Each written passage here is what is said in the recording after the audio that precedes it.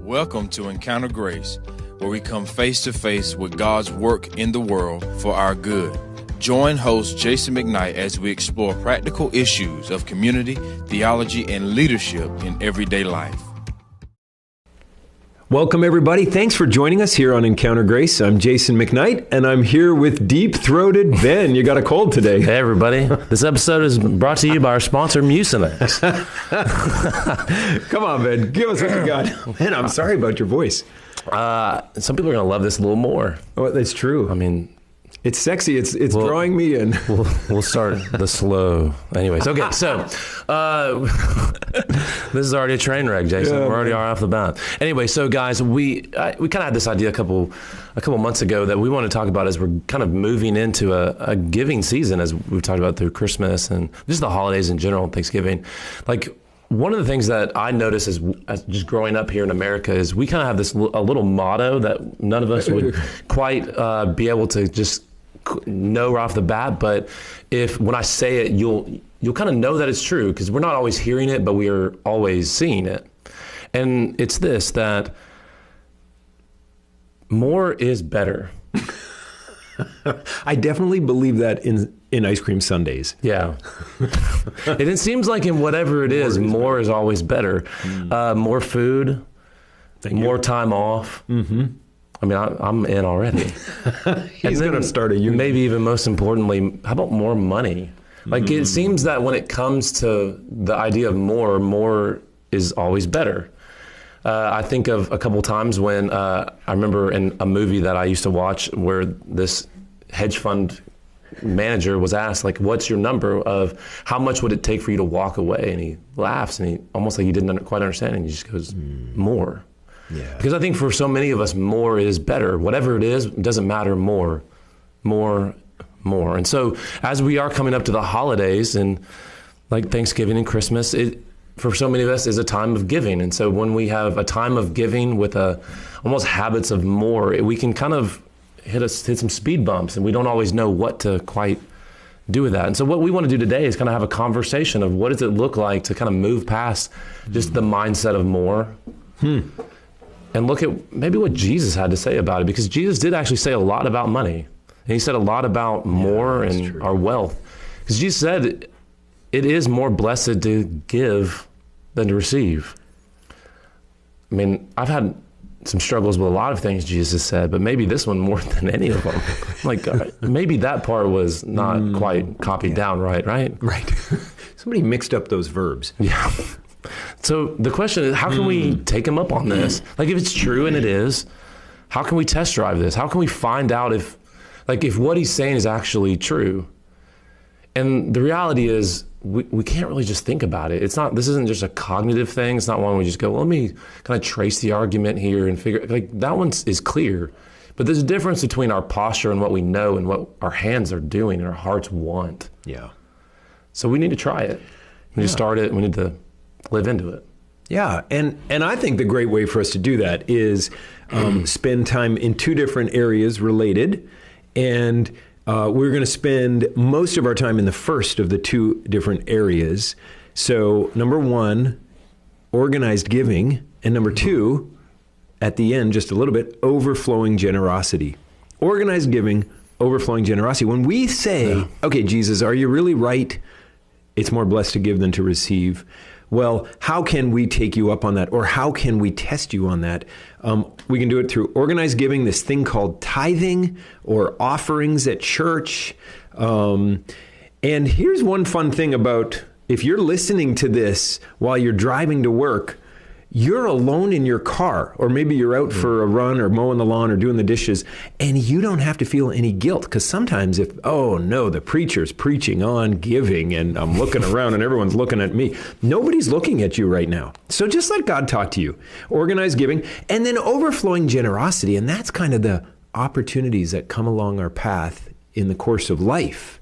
And how does God want us to maybe just take a step into opening our eyes, opening our hearts, opening our hands to the needs around us and to do it right? So let's talk organized giving. Ben, start us off here, like we'll make you do the dirty work. No, but a life of giving, a life of generosity. It's more blessed to give than receive. I mean, Jesus holds out for us blessing, flourishing in life when we follow him. So what does this look like? How do we start here?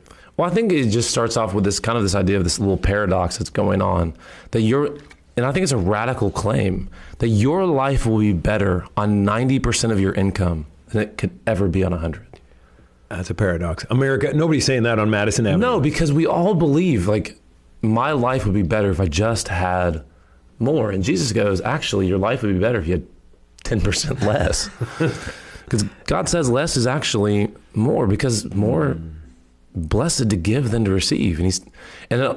We draw this from Malachi 3. It's one of the most famous, probably the most famous passage on tithing, or like a little bit. And it is. Yeah. And he says this, this is God talking. He says, bring in the full tithe to the storehouse. And he says, test me in this and see if I don't throw open the windows of heaven. Like, that's amazing.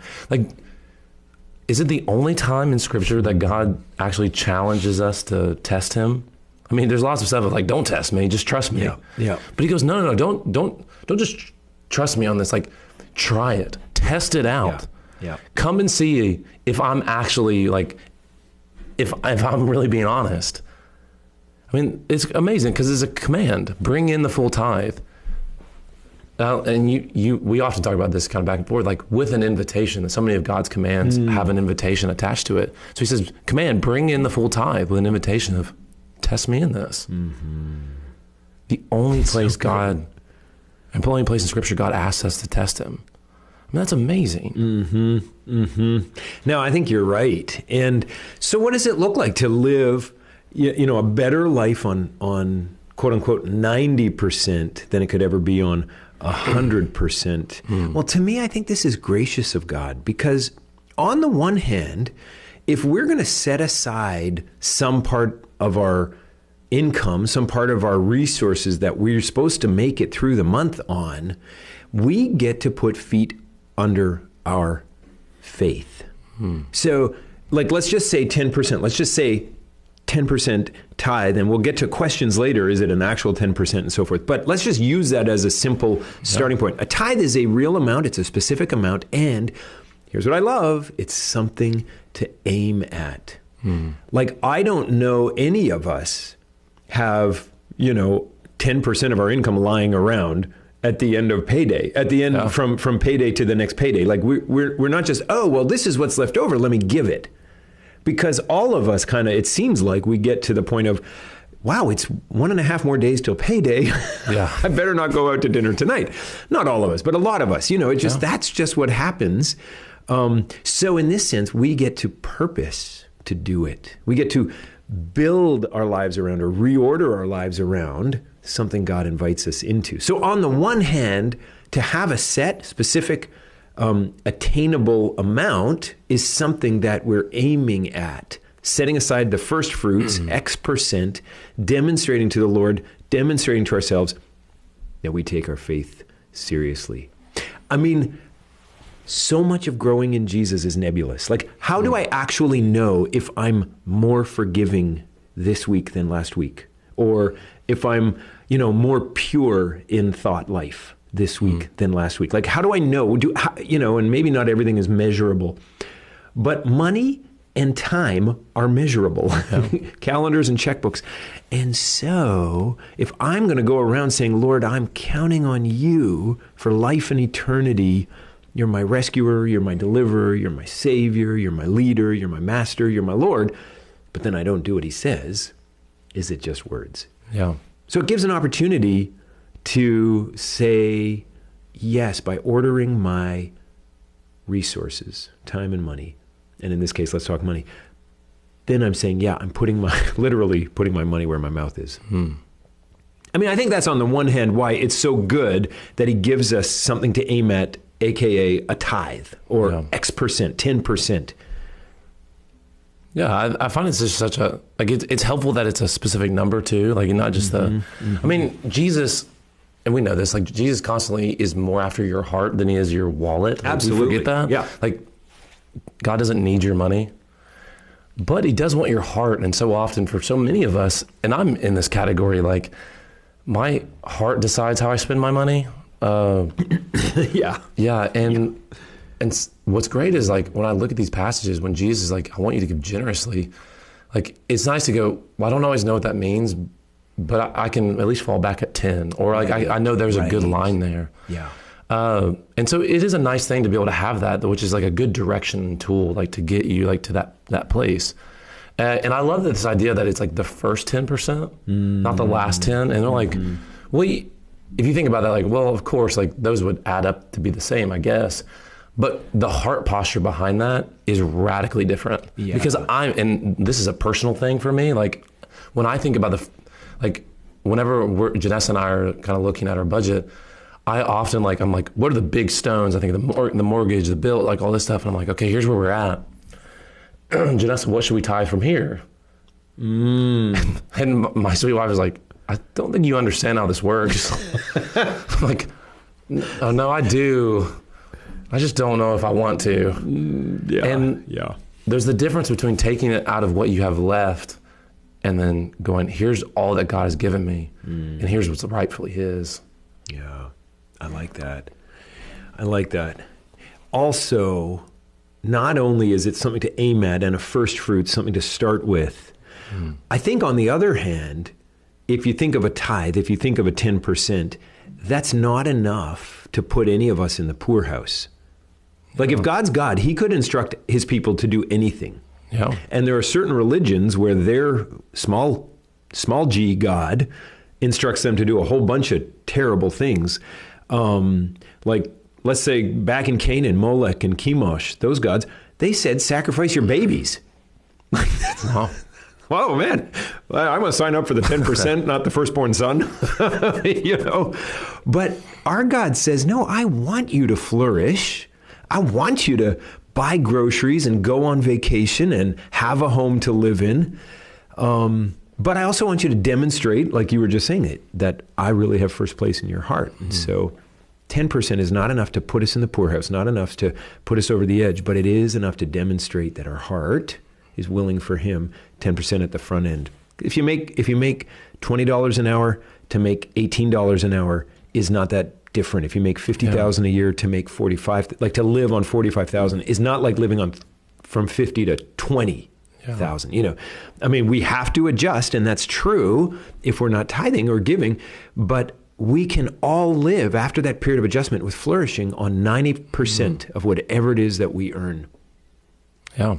And so, well, let me just kind of transition this a little bit, like, because as we're kind of talking about this organized giving, like we're all going to be kind of, I mean, whether it's kind of trying to find holes in it for our own benefit or not, like we all have questions. And like, well, what does this mean? And something that's in the Old Testament, how does that relate to the New? So I've got a couple questions for you. And since you're the expert, I don't want to answer them, that I want to kind of ask you, and then we'll kind of answer together, I guess. And so that promise that we talked about in Malachi. Yeah, test me in this. Yep, bring in the full tithe.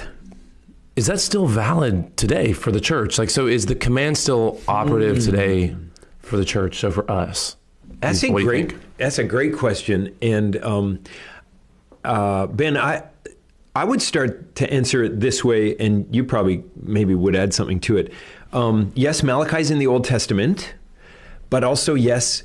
And some things change, like we're not all taking lambs to the temple in Jerusalem. So some things change from the law, but absolutely what has not changed ever in history is God's heart. And what we see in Malachi is God opening his heart, saying, if you trust me, I will care for you. And so that's what Malachi 3:10 is saying. And also under the law, don't fake it. Don't bring in a half tithe, a quarter tithe, a pretend tithe. Don't sort of make a big clink in the offering box and because you're rich and you put in one gold coin, to make it sound so much bigger, but you really ought to be given 4 gold coins or something like that. Like bring in the full, bring in what you're supposed to bring. And trust me, test me, I'll do it. I think when you look at the New Testament church and the teaching in the New Testament, even more they're in each other's lives, giving to the work of the Lord, in any way possible. And we see it at so many different places through the book of Acts, through 1st and 2nd Corinthians and Philippians. Paul's collecting for the saints in Jerusalem. But if the human side of the equation is ramped up in the New Testament, don't you think the God side of the equation is too? Yeah. Do you think he's going to be less gracious in the New Testament than he was in the Old? I absolutely don't. So, man, I'm like, all right, Lord, let's test you in this. Let's try it. Let's go ahead.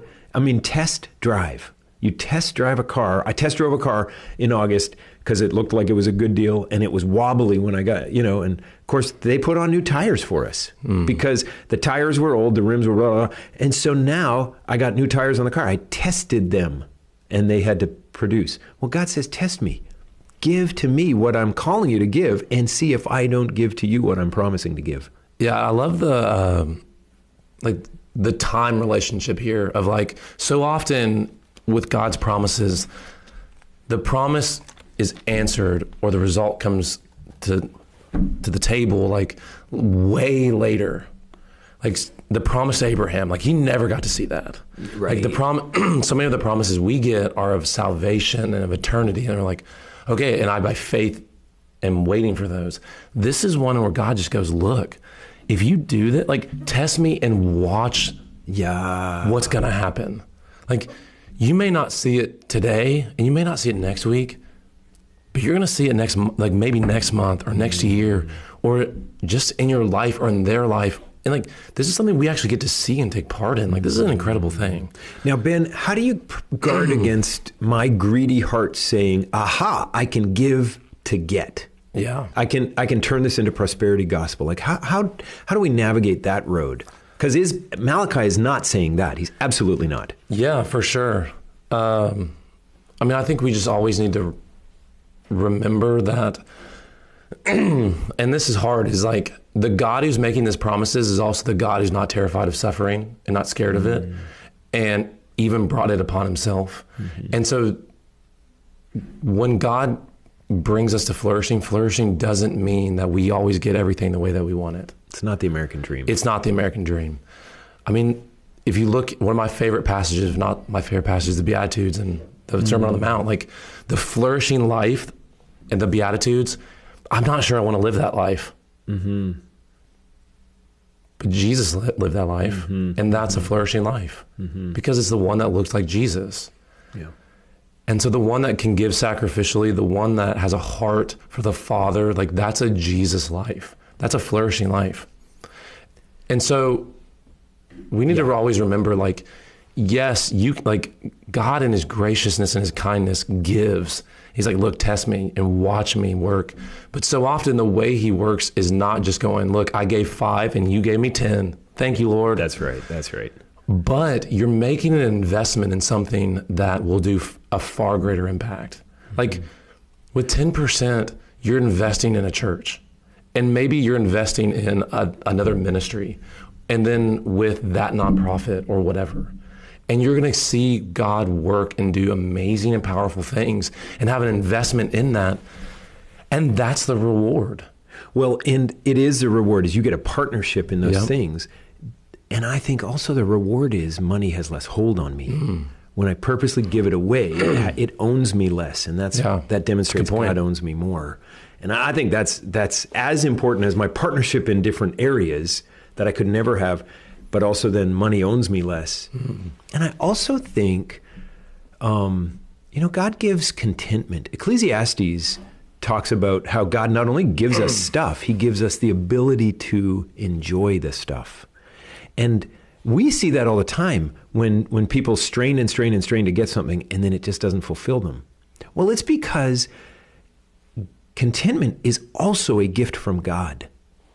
And so when I know, hey, Lord, I'm being faithful to give X% to you, X first fruits to you, then maybe I have a smaller house or an older car, but now I like it better. Yeah, that's a good point. Anyway, I don't know. I think the prosperity gospel is such a disaster because it enslaves us. Yeah. It actually preys on our natural greed. Yeah. So give to get is from the pit of hell. And I never failed to say that. Yeah. It's so bad. Well, Ben, how about this? Does God care? I mean, we've been talking about a tithe. We've been talking about 10%. Does God care about that? Yeah, I mean, does he want a specific percent? Yeah, I don't think it's a number that it's like not the measuring stick by which we look at things and go, well, I only gave 9.5, so God hates me. Like, it's just not that. Right. Ultimately, because Jesus gives us the greatest clarity on this, and this is a heart thing. It's not an accounting thing. Yeah. Give what God calls you to give. And look, here's a personal side for me. Like, I didn't grow up tithing. Like, we just did a podcast with my dad, and my dad's an awesome dude. But I grew up like just seeing in my family like not a love for money, but we kind of found security in money, because you get to be safe in it, and you got a place to live, and all those really good things. And so the natural thing for me was I just kind of found this long battle as I was navigating tithing in the church, going like, what? Because for me it was a trust issue. I went, like, Lord, like, I kind of believe my life is going to be better. I'm going to have more security. I'm going to be safer. I'm going to be better off if I make 100, not 90. Right. And ultimately, I completely find my security in the Lord. Mm-hmm. But on the day-to-day, I would kind of find it in money. And so just as you were saying, like, one of the greatest values of consistent giving and making this a priority was going, I'm making a declaration and I'm learning this. I'm making a choice and I'm learning it for myself as I'm making it, that the Lord is the one to trust in. And that's a good thing. Yeah. Go ahead. Yeah. And then on the side of that is like, one of the other things I've learned is my heart has grown more and more generous the more that I've consistently gave. And that's just a practical thing, because when I would look at the budget, or Janessa and I would look at the budget, we'd kind of like think of giving like sporadically, like, oh, we've got this, so let's do this. We come to this event, we'll give this. But one of the beauties, when you have a consistent plan, when you have an idea of what you're going to give, like, you'll never be able to be more generous than when you are clear with where your money is going each paycheck. Because this is where this is going. This is how much we make. This is how much is going to food. This is how much we have over, like, extra. And so if the Lord goes, hey, I just want you to save that money, you go, awesome, Lord, we're going to save that money. But there are going to be some of those months that we found where it's like, I can't wait to save this money, because it's going to go to one of these things. And the Lord just goes, actually, there's this really cool ministry. And you go, but Lord, I really want this thing. He goes, that's cool and that's fine. But look at this really cool thing. Don't you want to be a part of that? And you're like, yeah, I do. Yeah, exactly. Like, I do. He changes our hearts. Yeah. No, it's so good. It's so good. In our family, but so I don't think God cares about a percentage. Yeah. I think he cares about a plan. Mm-hmm. And I think that's the difference. So, oh no, God hates me because it's 9.5%. No, I don't think he cares about that at all. I think the fact that you have a plan and are intentional, God sees that, and that you're open to him. In our family budget, you have different areas, like there's shelter, and there's, weekly or monthly living expenses, and there's savings for future items. Like, we save a little money each month for Christmas gifts and for vacation and stuff like that. And we have transportation, all the cars. And giving, emergency savings, and long-term investments are all in one category in our budget, and it's called investments. Because every one of those three things is foregoing the use of the money today for a greater reward tomorrow. So when the emergency fund is okay, it means we have peace of mind that the fridge can break, the car can blow up, and the roof can leak all in the same week, and we'll be all right. Like, that's what emergency.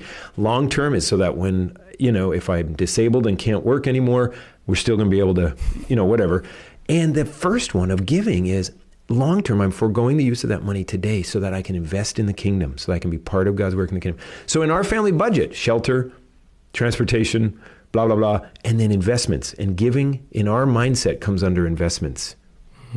So I don't think he cares about a percentage. I think he cares about a plan. Yeah, it's true. Yeah. So are you allowed to give to any charity? Are you allowed to give to church? What do you do with that? Some people say you have to give your tithes to the local church and all the other missions out there somewhere else. What do you do with that, Ben? Like, how have you navigated that? Because as someone employed by the church, I don't mind that, but I'm not sure I should preach it. Yeah. So I actually don't know everything you're going to say here. So the way, okay. We try to navigate this. Because we don't always know the right answer to this, or I think it's a convictional thing in some ways. We have a priority to our church, And no, not because I just work here, but because we feel like the greatest place that God has called us to give is our church. And so we always want to be faithful there first. But there are times where we've looked at it and gone, the Lord will just kind of put on our heart something else. Yeah. And then we also look at the budget and go, but we don't have extra. And there have been times where we've moved a little from our church giving to this other thing just because we felt like God moved that. And so that's right. I don't think there's a necessarily like, this is the percent, you always have to do 10 to the church and then over here is anything else, or 7 and 3. Like, I don't fully know that answer. Yeah. And I'd love to hear your answer as well. But for us, like, we just try to always go, Lord, this is your money. I mean, all of it's your money, but this 10 for sure, right? How do you want it to be used? How can we be faithful with it? And the answer looks differently. And we just try to navigate that as well as we can. I mean, how do you guys do it? I think that's exactly it. And I think what helps me as I've thought about this and framed it with others is also to remember, yes, there's your local church and where you're involved, and you want to be invested there because where your treasure is, there your heart goes. Mm-hmm. You know, like, so the more you give to something, the more you're interested in it, which is why every time a kid goes off to college and their parents start writing the checks, what do? They put stickers on the back of their car. Because my kid is a student at blah, blah, blah university. Why? Because, well, I just wrote a $20,000 check there. You know, where your treasure goes, there your heart goes. Yeah. So as you're invested in your local church, I think it makes you more excited about what God's doing there. But two other things. The work of God is not only in your local church. And so the mission of Young Life or Overseas Missionaries or the Refuge or the Gate or EPIC, you know, the Pregnancy Center, all these things in our communities and then national Samaritan's Purse and international missionaries, you and I know, translation, you know, work with Wycliffe in different parts of the world. Be invested there too. Like, and each of us is going to have a different desire. But there's a third level of how we can give away our money. And this is to any charity that's not Christian. So the volunteer fire department or the local arts council or your alma mater or something like that. And those are worthwhile. But I personally make a distinction between kingdom giving and then being a good citizen. And I would say God wants us to make sure we give the first fruits, the first 10% to things that are kingdom, whether it's local church or other missions, and not sort of say, well, gosh, I gave a little bit of money to the VFD, you know, the volunteer fire department, so that's my tithe. Like, I don't think that's your tithe. I think that's being a good citizen and being friends. And I say, do it. I just think, don't mistake that. Like, there are people who are lost and going to hell. And when churches are strong, the gospel goes forward. And when missionaries are supported, the gospel goes forward. And we've got to be about those things. So that's the only distinction I'd make. But I am 100% in agreement with you is, you know, have a plan where your local church is prioritized. But I don't think it necessarily needs to be 100%, 10% to the church. And then after that, some people preach that, and I'm happy for that. I think we're just like, man, the Lord's going to tell you. Yeah. The flip side, though, is I think the more you give, the more your life has flourishing. So I actually love the idea. And somebody put me onto this of when you get a raise, why not give a little more on your raise? So if you work to get to a 10%, and we'll talk about that in a minute too, how to start there if you're not. If you're at 10%, and then let's say you get a $5,000 raise, well, what if you gave $750 on that raise? So that's a little bit more than 10%. You know, it's 15. Well, you don't have any of the $5,000. So why not? And then that becomes your new baseline, because that $5,000 going into your income each year now is $750 going to the work of the Lord. And then the next time you get a raise, maybe you give 16% or something. Over time, those tiny little increments of increase bring your overall up. And you've never missed a thing. Like, I don't think God's given us the most wealth in history so that we can only be fat and sassy. Like, I think he enjoys it. I want to be. I think he loves us. It loves to give us gifts just like we all do. Yeah. But I also think if we couple that gracious gift of God with a desire to be invested in the work of the kingdom, he is going to bring us more hope and joy and purpose. And so this idea of graduated giving. Yeah. So every time you get an extra gift you don't expect, or a bonus or a raise, do a little bit more on that, and then watch God just open up more contentment, hope, and opportunity. I don't know. Yeah. So I think the question from here is, because so many of us are in the kind of, probably in a couple categories, but of like, maybe you are faithfully giving and you go, well, how do I take another step? Or for so many of us, it's I'm not. Right. How do I start? Yeah. And so let me tackle the how to start, because again, I love this. Like I just didn't grow up doing this. And so, so it was a difficult thing for me to learn. And I remember when I was in seminary, that was when I first started faithfully giving to a church. And I was working in this small church as an associate pastor, and I was doing it for free. So I could have looked at that and gone, well, I'm giving my time. And you were. And I was. But I also knew, I was like, look, tithing's less about the money than it is about the heart. So I was like, if I do that, that's a heart thing. Like, I know it is. Anyway, so I go, Lord, what do I need to do? Because every Monday through Saturday, I go, I'm going to give. And then I get to church and I'm like, I'm going to keep. I was like, I need to like have more times where I'm practicing this habit. So I went out and got a whole bunch of money. People have heard this before. I did the math wrong the other day. It's actually 70. But the very first month I ever gave, I took out $70. And for the very first week, I put $1 in a little envelope. Well, here's $1. Every Monday, $1. Tuesday, $1. Wednesday, $1. All the way through. At the end of that week, $7. $7. $7 can't change the world, but it's the beginning of changing your heart. Yeah. And so week 2, I'd put $2 in. At the end of the week, $14. Okay. Mm-hmm. Week 3, $3. Week 4, $4 a day. Yeah. So all the way up, if I did the math right, I did the other day, it's $70. And then I kind of graduate and go, okay, I can do 70. Right. So let's start off, let's keep the habit, because I want to keep giving every day. What if I start off each month on $2? Okay, well, then that's $14, then $21 a week, and then $28, and then $35. That comes to $98. Okay. Well, we're almost at triple digits now. And I'm a seminary guy. I'm not making a ton of money, but $100 is $100. Like that was a step. And I eventually got to the point where I was like, oh, this one hurts. I don't want to. And I just practiced every day, and I got better at it. And you know what? I still struggle with it a little bit, but I also know that like I've just built the habit up. And it's not and on the times where I look at my budget and I go, I don't know where it's going to come from, or I don't know what we're going to do here. Or to be honest, and I go, I don't want to do this month, or I don't want to do it this week. Mm-hmm. I go, but you have before, and God was faithful. Mm-hmm. And you did it last week, and you did it the week before, and the month before, and the year before, and God was still faithful. You don't want to break that habit. You want to keep it going, because a good habit helps, and it helps push you forward.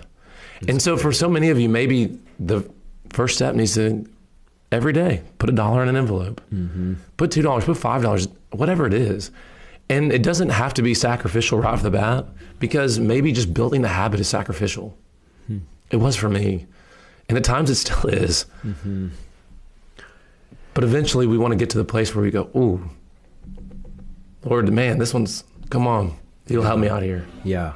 And we want to get to that point and then get through that point. Yep. Because that's it, that's the learning curve is $1, $2, or something like that, like a simple process and plan. And see, the thing is, it's reforming your habits. Yep. And our brains can be rewired as we reform our habits. And so even that physical putting it in the envelope for 60 days in a row, $1 the first week, $2 the second week, and on.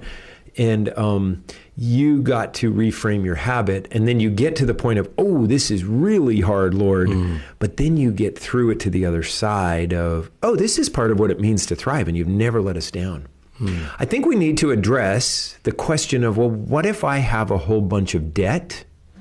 Or what if I'm in a position right now where all my money is more than spoken for? I've got car loans and mortgages and other things and payments.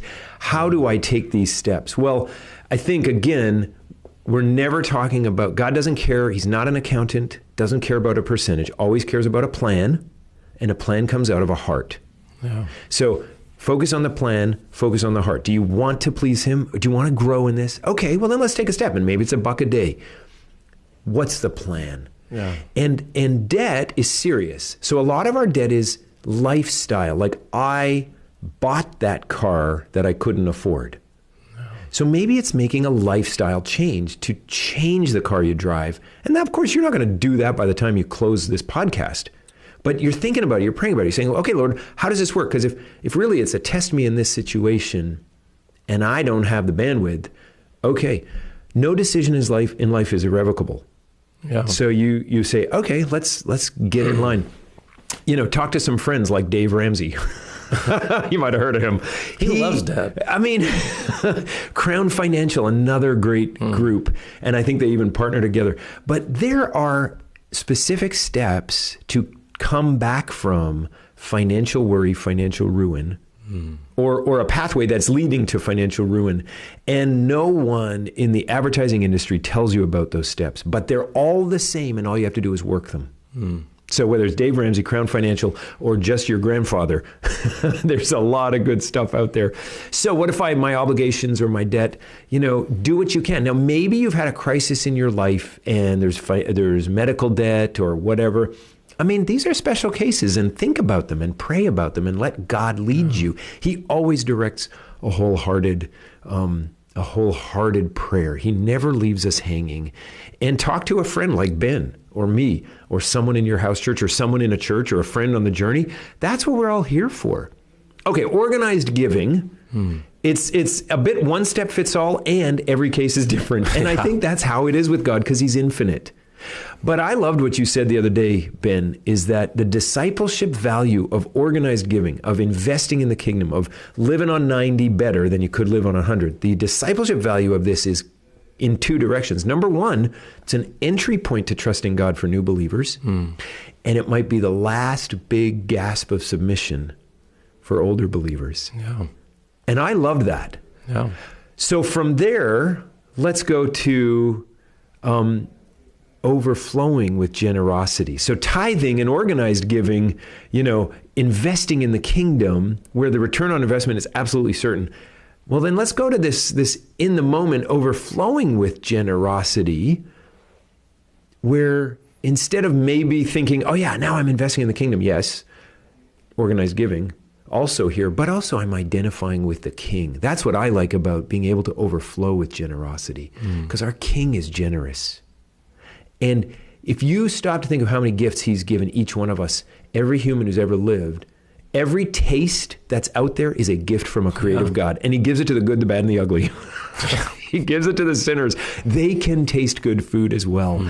Every marriage or friendship or sunset or the excitement and wonder of being at the Grand Canyon or in the Swiss Alps, like these things are wonderful gifts from a creative God. Yeah.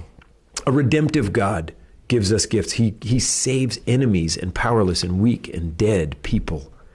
That's a generous God. He's unbelievably generous. So when you and I demonstrate generosity, we're identifying with our King. We're becoming like our King.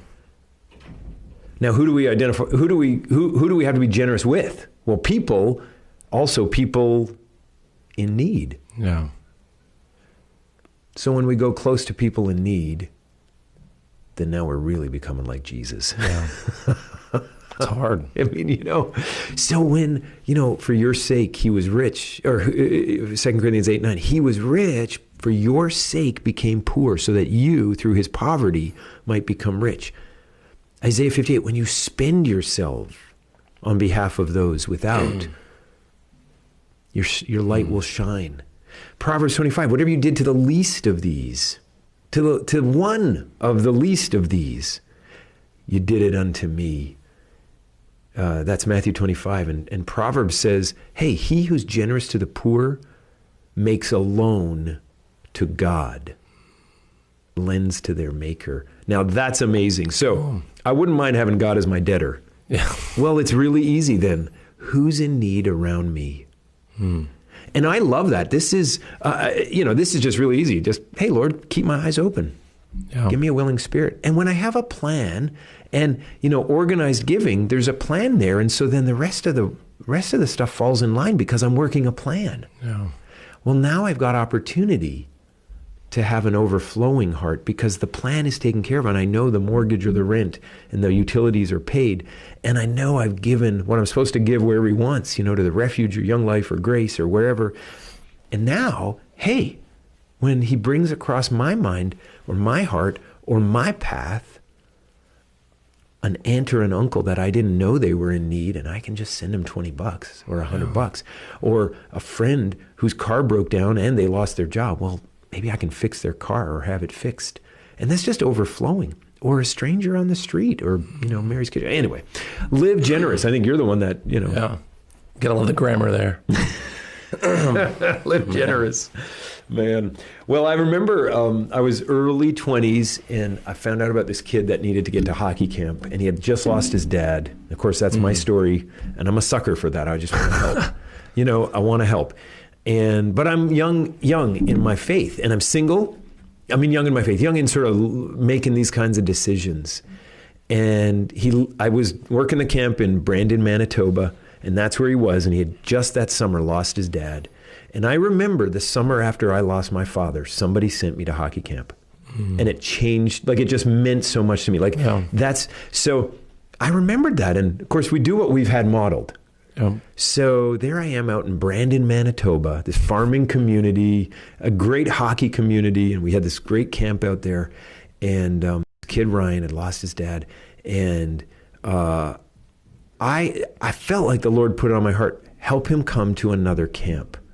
Give him a break from the dreariness of home without dad. And I remember that well as a 10-year-old. I mean, this kid was about 15. So I got home from Brandon. I was running the Montreal camp, and I thought, why don't we see if there's some scholarship funds there and then fly him out? And I just thought, why don't I just buy his ticket? Wow. And this is, it was $500. So the flight from Winnipeg to Montreal in, 1995 or something. And it's not a tremendous amount of money. It's more than you sneeze at, but it's not like it's $5,000. And I remember trying to wrestle through, should I do this? And I talked to my grandfather, and I'm like, Grandpa, I don't know. Is this just me? Is this from the devil? Is this the Lord? How do I know if I'm pleasing God in this? My grandfather was so great. He's like, the devil is never going to tell you to give your money to the Lord's work. And I'm like, it just solved it right there. I'm like, okay, let's do it. I'm not going to visit. Let's do it. Let's get this kid out here and give him help. That overflowing ability, because everything else was planned. Yeah. And just seeing a need and feeling a heart and saying and opening the eyes. And it was just kind of fun. That's awesome. That's amazing. So, Ben, your voice is gone. It's going more and more, yeah. So I'll wrap us up here.